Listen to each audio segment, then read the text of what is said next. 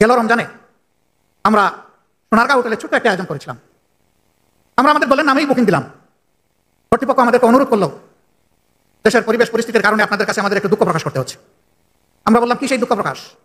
তারা বললেন, মেহরবানি করে আপনারা কোনো ব্যানার দিবেন না। আমরা বললাম, ঠিক আছে, আমরাই আমাদের ব্যানার আমরা দিব না। বললো, তাইলে আর কোনো অসুবিধা নেই। আমাদের ইফতার মাহফিল শুরু হওয়ার 3 ঘন্টা আগে পুলিশ পাঠিয়ে দিয়ে বলা হলো, আপনারা ইফতার মাহফিল করতে পারবেন না। আমি তখন আমার বাসা থেকে সোনারগাঁও হোটেলে যাওয়ার পথে আমার সহকর্মীরা জিজ্ঞেস করলেন, কি করবো? আমি বললাম, আমাদের যারা দাওয়াত পেয়েছিলেন তারা কি এসে গেছেন? বলে যে হ্যাঁ, তাদের অনেকেই এসে গেছে। আমি বললাম যে তাদেরকে বলে দিন, আমাদের মেহমানরা এসে গেছেন, পারলে তোমরা বের করে দাও, আমরা কাউকে এখান থেকে বিদায় দিতে পারবো না, এবং আমি আসছি, আল্লাহ যেন সেই পর্যন্ত আমাকে হায়াত দেন, আর আপনারা অপেক্ষা করেন। আমি যাওয়ার পরে জিজ্ঞেস করলাম, আমাদের অপরাধ কি? বলে যে স্যার, আপনাদের কোনো অপরাধের বয়ান আমরা দিতে পারবো না, আমরা প্রচন্ড চাপে আছি। আমি বললাম, সেই চাপটা কে দেয়? ওই যে উপর মহল থেকে। আমি বলি যে আমি কোনো উপর মহল মানি না, এটা আমার নাগরিক অধিকার, আমি কোনো অবৈধ পার্টি নয়, আমি কোনো নিষিদ্ধ পার্টি নয়, আমার এখানে অধিকার রয়েছে, আমার অধিকারের বলে এখানে আমরা আজকে দাওয়াত দিয়েছি মানুষকে, আর সেই দাওয়াত কবুল করে লোকেরা এসেছে। আমি শুধু অতীতের ফ্যাসিস্ট বাংলাদেশের একটি ছোট্ট উদাহরণ আপনাদের সামনে পেশ করলাম। এই ছিল আমাদের বাংলাদেশ। আমরা 13.5 বছর আমাদের কেন্দ্রীয় কার্যালয় সহ আমাদের সারা দেশে শত শত কার্যালয়ের একটাও আমরা খুলে কাজ করতে পারিনি। সবগুলো কার্যালয় আমাদের বন্ধ রাখা হয়েছিল। আপনারা জানেন, এক এক করে আমাদের 5 জন শীর্ষ দায়িত্বশীলকে তৎকালীন আমিরে জামাত সহ অত্যন্ত নির্মমভাবে পাশবিক কায়দায় মিথ্যা অভিযোগে তাদেরকে বিচারিক হত্যার মুখোমুখি করে ফাঁসিতে ঝুলানো হয়েছে। আরো 6 জনকে জেলের ভিতরে মৃত্যুর দিকে ঠেলে দেওয়া হয়েছে। আর একজন মৃত্যু যন্ত্রণা কাঁধে নিয়ে, ঘাড়ে নিয়ে, বুকে নিয়ে তিনি এখনো বেঁচে আছেন। তিনি আমাদের ভাই এটিএম আজহারুল ইসলাম। আসসালামু আলাইকুম রহমতুল্লাহ।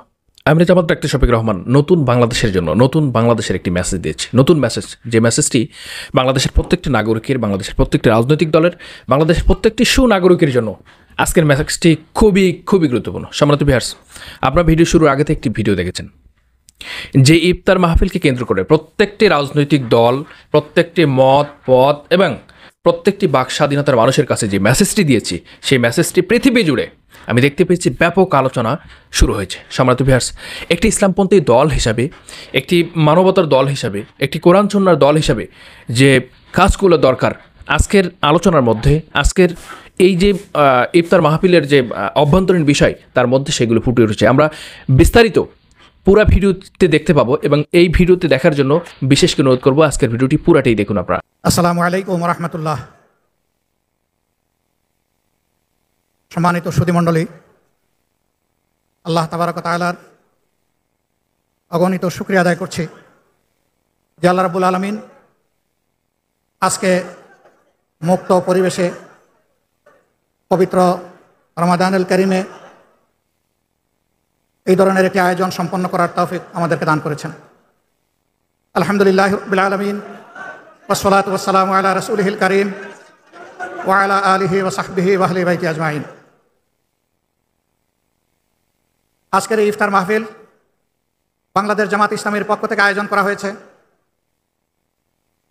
যাদের ত্যাগ এবং কুরবানির বিনিময়ে আমরা প্রিয় বাংলাদেশের স্বাধীনতা অর্জন করেছি, এবং 2024 সালের 5ই আগস্ট, যেটাকে 34 জুলাই বলা হচ্ছে, যাদের সীমাহীন ত্যাগ এবং কুরবানির বিনিময়ে আমরা একটি নতুন বাংলাদেশ পেয়েছি। আমি এই যুগ যুগ ধরে যারা দেশ এবং জাতির জন্য, দিন এবং ইসলামের জন্য শাহাদত বরণ করেছেন, তাদের সকলকে গভীর শ্রদ্ধার সাথে স্মরণ করছি। সেই সাথে যারা জাতীয় মুক্তির জন্য লড়াই করতে গিয়ে আহত হয়েছেন, পঙ্গু হয়েছেন, আমি তাদেরকে গভীর শ্রদ্ধার সাথে স্মরণ করছি। মহান রবের দরবারে আহত এবং পঙ্গু ভাই বোনদের পূর্ণ সুস্থতা কামনা করছি। সম্মানিত সুধীমণ্ডলী, আমরা খুবই কৃতজ্ঞ, আমরা অভিভূত যে আপনারা আমাদের দাওয়াত কবুল করে আপনাদের মূল্যবান সময় কুরবানি করে এখানে এসে হাজির হয়েছেন। এর ঋণ পরিশোধ করার শক্তি আমাদের নেই। মহান মাবুদের দরবারে দোয়া করি, আল্লাহ যেন আপনাদের এই ভালোবাসা, আন্তরিকতা এবং ত্যাগের উত্তম বিনিময় দুনিয়া এবং আখিরাত 2 জায়গায় দান করেন, এবং আল্লাহ তাআলা যেন আপনাদের মর্যাদাও বৃদ্ধি করে দেন। সম্মানিত সুধীমণ্ডলী, প্রিয় দেশের স্বাধীনতার এক এক করে 53টি বছর কেটে গেল। এর মধ্যে ক্ষমতার অনেক হাত বদল হয়েছে। যে লক্ষ্য এবং উদ্দেশ্যকে সামনে রেখে, যে প্রত্যাশাকে সামনে রেখে প্রিয় দেশটি স্বাধীন হয়েছিল, সকলেই বলে যে আমরা সেই প্রত্যাশা পূরণ করতে সক্ষম হইনি। কেন হইনি? আজকে তার চুলচেরা বিশ্লেষণ করার অবকাশ নেই। শুধু সরল স্বীকারোক্তি হচ্ছে যে আমরা আমাদের প্রত্যাশা এবং প্রাপ্তিকে এক জায়গায় মিলাতে পারিনি। আমরা দেখেছি বাংলাদেশের ক্ষমতায় যারাই গিয়েছেন তারা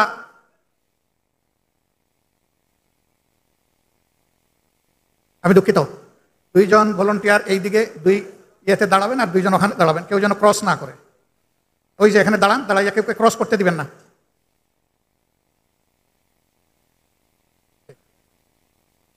মিডিয়ার ভাইদেরকে তাদের পেশাগত দায়িত্ব পালনে সহযোগিতা করার জন্য আমি আন্তরিকভাবে সকলের প্রতি আহ্বান জানাচ্ছি।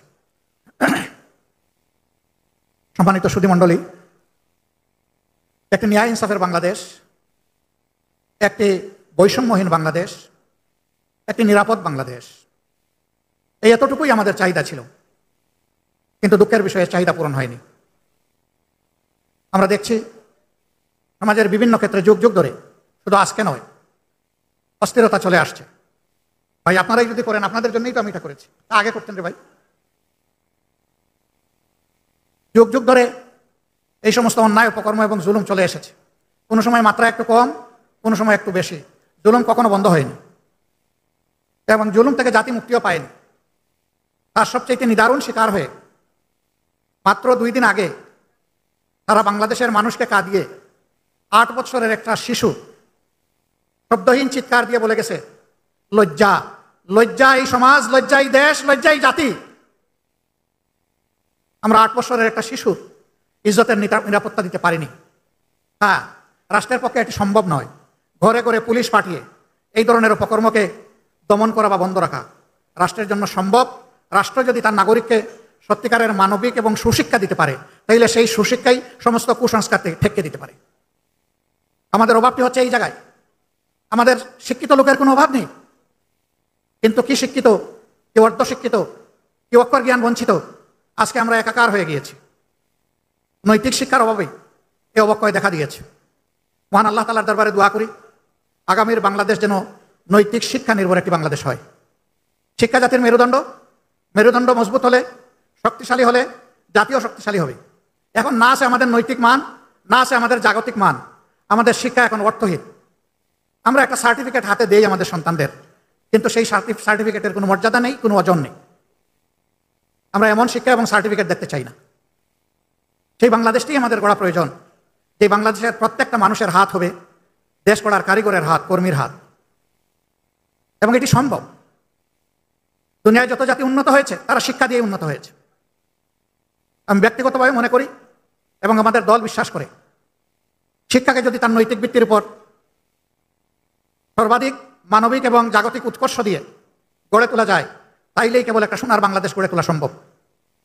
কারণ ওখান থেকে ওই মানুষটি বের হবে যিনি যত বড় শিক্ষিত হন, সমাজের যত বড় দায়িত্বপূর্ণ পদে অধিষ্ঠিত হন, তিনি একথা বিশ্বাস করবেন, আমার এই শিক্ষার পিছনে, বেড়ে ওঠার পিছনে, আজকের এই দায়িত্বে আসার পিছনে এদেশের প্রত্যেকটি মানুষের অবদান রয়েছে। গরিব ধনী নির্বিশেষে সমস্ত মানুষের ট্যাক্সের পয়সা দিয়ে আমি যে বিদ্যালয়ে লেখাপড়া করেছি, যে কলেজে লেখাপড়া করেছি, যে ইউনিভার্সিটি লেখাপড়া করেছি, সেই সবগুলার ইট, পাথর, নুড়ি, বালু, সিমেন্ট, রড সবগুলা কিনা হয়েছে। মিস্ত্রির হাত লেগেছে ওই ট্যাক্সের টাকা দিয়ে। সুতরাং আমি কেবল আমার পরিবারের নয়, আমি গোটা জাতির এবং গোটা জাতির কাছে আমার দায় রয়েছে। এই অনুভূতি যখন নাগরিকদের মধ্যে পয়দা হবে, তখন কারো অধিকার আর কারো দ্বারা লঙ্ঘিত হবে না। কিন্তু এই অনুভূতিটুকু সৃষ্টি না হওয়া পর্যন্ত অধিকার দোলন এবং লঙ্ঘন চলতেই থাকবে। সম্মানিত সুধীমণ্ডলী, আপনারা হয়তো সকলেই ছিলেন না, কিন্তু অনেকে ছিলেন। 2023 সালে নাকি 2024 সালে গেল রমজানে আমরা সোনারগাঁও হোটেলে ছোট্ট একটা আয়োজন করেছিলাম। আমরা আমাদের দলের নামেই বুকিং দিলাম। কর্তৃপক্ষ আমাদেরকে অনুরোধ করলো, দেশের পরিবেশ পরিস্থিতির কারণে আপনাদের কাছে আমাদের একটু দুঃখ প্রকাশ করতে হচ্ছে। আমরা বললাম, কি সেই দুঃখ প্রকাশ? তারা বললেন, মেহরবানি করে আপনারা কোনো ব্যানার দিবেন না। আমরা বললাম, ঠিক আছে, আমরাই আমাদের ব্যানার আমরা দিব না। বললো, তাইলে আর কোনো অসুবিধা নেই। আমাদের ইফতার মাহফিল শুরু হওয়ার 3 ঘন্টা আগে পুলিশ পাঠিয়ে দিয়ে বলা হলো, আপনারা ইফতার মাহফিল করতে পারবেন না। আমি তখন আমার বাসা থেকে সোনারগাঁও হোটেলে যাওয়ার পথে আমার সহকর্মীরা জিজ্ঞেস করলেন, কি করব? আমি বললাম, আমাদের যারা দাওয়াত পেয়েছিলেন তারা কি এসে গেছেন? বলে যে হ্যাঁ, তাদের অনেকেই এসে গেছে। আমি বললাম যে তাদেরকে বলে দিন, আমাদের মেহমানরা এসে গেছেন, পারলে তোমরা বের করে দাও। আমরা কাউকে এখান থেকে বিদায় দিতে পারবো না এবং আমি আসছি। আল্লাহ যেন সেই পর্যন্ত আমাকে হায়াত দেন আর আপনারা অপেক্ষা করেন। আমি যাওয়ার পরে জিজ্ঞেস করলাম, আমাদের অপরাধ কি? বলে যে স্যার, আপনাদের কোনো অপরাধের বয়ান আমরা দিতে পারবো না। আমরা প্রচণ্ড চাপে আছি। আমি বললাম সেই চাপটা কে দে? ওই যে উপর মহল থেকে। আমি বলি যে আমি কোনো উপর মহল মানি না, এটা আমার নাগরিক অধিকার। আমি কোনো অবৈধ পার্টি নয়, আমি কোনো নিষিদ্ধ পার্টি নয়। আমার এখানে অধিকার রয়েছে, আমার অধিকারের বলে এখানে আমরা আজকে দাওয়াত দিয়েছি মানুষকে, আর সেই দাওয়াত কবুল করে লোকেরা এসেছে। আমি শুধু অতীতের ফ্যাসিস্ট বাংলাদেশের একটি ছোট্ট উদাহরণ আপনাদের সামনে পেশ করলাম। এই ছিল আমাদের বাংলাদেশ। আমরা 13.5 বছর আমাদের কেন্দ্রীয় কার্যালয় সহ আমাদের সারা দেশে শত শত কার্যালয়ের একটাও আমরা খুলে কাজ করতে পারিনি। সবগুলা কার্যালয় আমাদের বন্ধ রাখা হয়েছিল। আপনারা জানেন, এক এক করে আমাদের 5 জন শীর্ষ দায়িত্বশীলকে তৎকালীন আমিরে জামাত সহ অত্যন্ত নির্মমভাবে পাশবিক কায়দায় মিথ্যা অভিযোগে তাদেরকে বিচারিক হত্যার মুখোমুখি করে ফাঁসিতে ঝুলানো হয়েছে। আরো 6 জনকে জেলের ভিতরেই মৃত্যুর দিকে ঠেলে দেওয়া হয়েছে। আর একজন মৃত্যু যন্ত্রণা কাঁধে নিয়ে, ঘাড়ে নিয়ে, বুকে নিয়ে তিনি এখনো বেঁচে আছেন। তিনি আমাদের ভাই এটিএম আজহারুল ইসলাম। বাংলাদেশের মুসলিমরা মুক্তি পেয়েছে 5ই আগস্ট, কিন্তু আমার ভাই আজহারুল ইসলাম এখনো মুক্তি পাননি। আমরা এই পাথর এখনো বুকে বহন করে চলছি। আইনের পেশ দিয়ে কেনই বিলম্ব আমরা বুঝতে পারছি না। আমরা চাই যাদের উপরে জুলুম হয়েছে তাদের একজন মানুষের জন্য আর জেলের ভিতরে না থাকে, এবং সেই সাথে অবিলম্বে আমাদের ভাইকে যেন সসম্মানে আমাদের বুকে ফিরিয়ে দেওয়া হয়। সম্মানিত ভাইরা, শুধু 11 জন দায়িত্বশীল নেতা নন, শত শত কর্মী নির্মমভাবে তাদেরকে হত্যা করা হয়েছে। অসংখ্য যুবককে থানায় ধরে নিয়ে থানার মেঝেতে শুয়ে পায়ে বন্দুক ঠেকিয়ে গুলি করে তাদের পা বিচ্ছিন্ন করে দেওয়া হয়েছে, হাত কেটে ফেলা হয়েছে, 2 চোখ তুলে নেওয়া হয়েছে, ঘর বাড়ি থেকে তাদেরকে তাড়িয়ে দেওয়া হয়েছে, গুম করা হয়েছে, চাকরি থেকে বিতাড়িত করা হয়েছে, ব্যবসা বাণিজ্য তছনছ করে দেওয়া হয়েছে, বোল্ডোজার দিয়ে আমাদের নেতৃবৃন্দের ঘর দুয়ার ভেঙে ছাতু বানিয়ে ফেলা হয়েছে। আমরা সেই কষ্টগুলা বুকে বহন করে চলছি। শুধু কি আমরা না, গোটা জাতি। সরকারের বিরুদ্ধে যাদেরই অবস্থান ছিল, ফ্যাসিবাদের বিরুদ্ধে যাদেরই অবস্থান ছিল, সেই সমস্ত রাজনৈতিক দল, ওলামায়ে কেরাম, প্রতিবাদী কণ্ঠ, সাংবাদিক বন্ধুগণ, কাউকেই তারা ছাড় দেয়নি। সকলের উপর তারা জুলুম করেছে, সবাইকে খুন করেছে, সবাইকে অপদস্থ করেছে, সবাইকে অপমান করেছে, লক্ষ লক্ষ মামলা দিয়ে কোটি মানুষকে বারবার জেলের ভিতরে নিক্ষেপ করেছে। আমরা চাই সেই অন্ধকার যুগ আওয়ামী জাহিলিয়াত আর বাংলাদেশে ফিরে না আসুক। আফসোস, এই দলটি দেশের সব কিছুর তারা ঠিকাদারি গ্রহণ করেছিল। বাকি সবাইকে চোখ রাঙিয়ে কথায় কথায় বলতো অমুক দেশে তমুক দেশে চলে যাও। না, আমাদের হাতে কোনো ভিসাও তুলে দেয়নি, আর কোনো টিকিটও দেয়নি, কিন্তু প্রায়ই আমাদেরকে শাসাতো, সবাইকে, সারা জাতিকে। আল্লাহর কি ইচ্ছা, এখন কোনো কিছুর প্রয়োজন নাই। পিছনের দিকে তাকানোরও সময় ছিল না, দুপুরের ভাত খাওয়ারও সময় হয়নি। দেশ ছেড়ে তারাই বরঞ্চ চলে গিয়েছেন। আমরা যাব না কোথাও। এদেশ আমাদের প্রিয় দেশ, এটি আমাদের জন্মভূমি। আল্লাহ তাআলা এখানে আমাদেরকে পয়দা করেছেন। এই দেশ ছেড়ে পালানোর আমাদের কোনো প্রয়োজন নেই। এই দেশ ছেড়ে যারা তারাই পালাবে যাদের এই দেশের প্রতি ভালোবাসা এবং দায় নেই। যাদের ভালোবাসা এবং দায় আছে তারা বুকে গুলি নেবে, কিন্তু দেশ ছেড়ে পালাবে না ইনশাআল্লাহ। 24-এর এই গণ বিপ্লবের পর যে নূতন বাংলাদেশ গড়ার সম্ভাবনা আমাদের হাতে ধরা দিয়েছে, আমরা দল, ধর্ম, জাতি নির্বিশেষে সকলের কাছে আহ্বান জানাই, আসুন জাতীয় স্বার্থের জায়গাটায় আমরা এক হয়ে যাই। আমাদের মতের ভিন্নতা থাকবে, মত পার্থক্য থাকা এটা কোনো অপরাধ নয়, বরঞ্চ এটি একটা গণতান্ত্রিক সমাজের সৌন্দর্য। আমাদের মত পার্থক্য যেন মত বিরোধে রূপান্তরিত না হয়। আমরা মত পার্থক্যকে ওয়েলকাম করি, কিন্তু আমরা মতবিরোধ চাই না। আমরা যার যার জায়গায় যার যার নীতি পলিসি, দেশকে গড়ার আমাদের স্বপ্ন এবং পরিকল্পনা আমরা জাতির সামনে তুলে ধরব। জাতি যারটা গ্রহণ করবে, যার প্রতি জাতির ভালোবাসা, আস্থা তৈরি হবে, সেই দলকেই, সেই জোটকেই আগামীতে জাতি তাদের দায়িত্ব দিয়ে সেবক হিসাবে বাংলাদেশের দায়িত্ব তাদের হাতে তুলে দেবে। এই জায়গাটায় আমরা সকলে সম্মান প্রদর্শন করি। একটা জায়গায় আমরা সকলে একমত যে গত 15.5 বছরে বিশেষ করে সংবিধান সহ এবং সাংবিধানিক প্রতিষ্ঠানগুলোতে, রাষ্ট্রীয় প্রতিষ্ঠানগুলোতে যে জঞ্জাল তৈরি হয়েছে তার কতিপয় জিনিস অবশ্যই পরিষ্কার হওয়া উচিত। এই জন্য সকলে আমরা একমত, এখানে কারো কোনো দলমত নির্বিশেষে দ্বিমত নেই যে কোনো সংস্কারের প্রয়োজন নাই। আমরা সবাই বলছি সংস্কার প্রয়োজন। কতটুকু প্রয়োজন সেটা নিয়ে হয়তো বা মত পার্থক্য থাকতে পারে, কিন্তু সংস্কার যে প্রয়োজন এই ব্যাপারে কোনো মত পার্থক্য নেই। আমরা মূল থেকে একটি কথাই বলে এসেছি, আমরা বর্তমান সরকারকে যৌক্তিক সময় দিতে চাই এই সংস্কারের জন্য। যৌক্তিক সময় মানে অযৌক্তিক সময় কাটানো নয়, আবার যৌক্তিক সময় মানে চাপ দিয়ে হুড়াতাড়া করাও নয়। যৌক্তিক সময় হচ্ছে এ কাজের জন্য, মৌলিক সংস্কারগুলোর জন্য যেটুকু সময় প্রয়োজন আমরা সরকারকে সেইটুকু সময় দেওয়ার পক্ষে। ইতিমধ্যে সরকার প্রধান জাতীয় নির্বাচনের ব্যাপারে কিছু কথা তিনি জাতিকে বলেছেন। আশা করি অবিলম্বে তিনি বিষয়টা আরও স্পষ্ট করবেন। তাহলে জাতি এই ব্যাপারে আরও আশাবাদী হবে, আরও আস্থাশীল হবে এবং নিজেদের নির্বাচনী পরিকল্পনা সাজানোর সুযোগ প্রত্যেকটি দল পাবে। আমরা এটা আশা করি। প্রিয় দেশবাসী এবং সুধীমণ্ডলী, বাংলাদেশকে গড়ার একক দায়িত্ব কোনো দলের নয়, বাংলাদেশকে গড়ে তোলার দায়িত্ব 18 কোটি মানুষের। কিন্তু 18 কোটি মানুষ কিভাবে করবে? তাদের তো একটা পথ লাগবে, রাস্তা লাগবে। সেই রাস্তাই হচ্ছে বিভিন্ন পলিটিক্যাল স্টেক হোল্ডার্স বা দলগুলো। তাদের মাধ্যমেই জনগণ সংগঠিত হয় এবং তাদের আস্থা, তাদের ভাবনা জাতীয় জীবনে তারা তুলে ধরে। রাজনৈতিক এই দলগুলার কাঁধে এখন গুরু দায়িত্ব বর্তিয়েছে। 53 বছর যেভাবে জঞ্জাল নিয়ে আমরা চলেছি, আগামীতে আমরা যেন একটা জঞ্জালমুক্ত সমাজ গড়ে তুলতে পারি, সেইভাবেই সকল রাজনৈতিক দল এবং জোট তারা কর্মসূচি পরিকল্পনা সাজাবেন আমরা আশা করতে চাই। আমরা এমন একটি বাংলাদেশ চাই, এই বাংলাদেশে আসিয়ারা আর 18 কোটি মানুষকে কাঁদাবে না।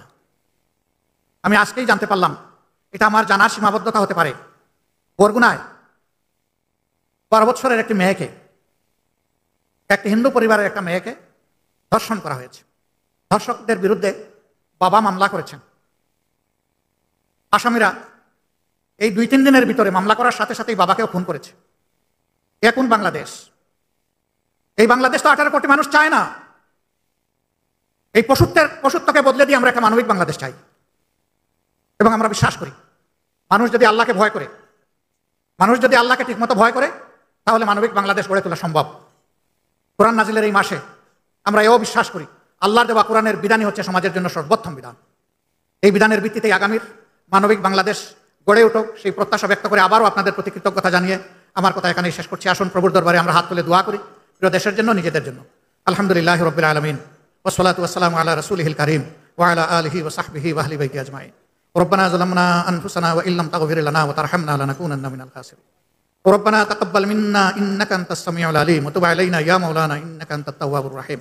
আল্লাহুম্মা আজিরনা মিনান নার, আল্লাহুম্মা আজিরনা মিনান নার, আল্লাহুম্মা আজিরনা মিনান নার, আল্লাহুম্মা ইন্নাকা আফুউন কারীম তুহিব্বুল আফওয়া ফা'ফু আন্নি।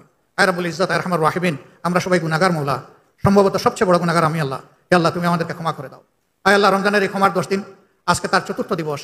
হে রব্বুল আলামিন, আজকের দিনে তুমি যাদেরকে ক্ষমা করে দিবে তাদের মধ্যে আমাদের নামগুলো তুমি লিখে নাও মওলা। হে আল্লাহ, চিরজীবনের জন্য আমাদেরকে ক্ষমা করে দাও। আল্লাহ, বিশ্বাস করি আমাদের গুনাহ খাতা, আমাদের নাফরমানি পর্বত সমান, কিন্তু তোমার ক্ষমার কোনো সীমা পরিসীমা নাই। এই অসীম আল্লাহর কাছে আমরা হাত তুলেছি, রাব্বুল আলামিন তুমি আমাদেরকে ক্ষমা করো। হে আল্লাহ, আমাদের শহীদ পরিবারগুলোকে ক্ষমা করো। হে আল্লাহ, শহীদদেরকে শাহাদাতের পূর্ণ মর্যাদা দান করো। আহত পঙ্গু ভাইদেরকে, বোনদেরকে তুমি সুস্থতার নিয়ামত এনায়েত করো। ইয়া রাব্বুল আলামিন, ইয়া আরহামার রাহিমিন, তুমি আমাদের দেশের প্রতি রহম করো। হে আল্লাহ, তুমি শান্তির ফয়সালা নাজিল করো। আল্লাহ, একটি মানবিক বাংলাদেশ আমাদেরকে গড়ে তোলার তৌফিক দান করো। হে আল্লাহ, জাতীয় ইস্যুতে, জাতীয় স্বার্থে আমাদের পুরো জাতিকে তুমি ঐক্যবদ্ধ করে দাও। আল্লাহ, সব ধরনের ফেসিবাদের বিরুদ্ধে এই জাতিকে মাবুদ মজবুত প্রাচীর গড়ে তোলার তৌফিক এনায়েত করো। আল্লাহ, আজকের এই মজলিসে যাকে তোমার মায়া লাগে, যাদেরকে তোমার পছন্দ হয়, তার এবং তাদের ওসিলায় তুমি আমাদের দোয়াকে কবুল করে নাও। রব্বানা তাকাব্বাল মিন্না ইন্নাকা আনতাস সামিউল আলিম ওয়া তুব আলাইনা ইয়া মাওলানা ইন্নাকা আনতাত তাওয়াবুর রাহিম। সুবহানা রাব্বিকা রাব্বিল ইজ্জাতি আম্মা ইয়াসিফুন ওয়া সালামুন আলাল মুরসালিন ওয়ালহামদুলিল্লাহি রাব্বিল আলামিন। আসসালামু আলাইকুম ওয়া রাহমাতুল্লাহ।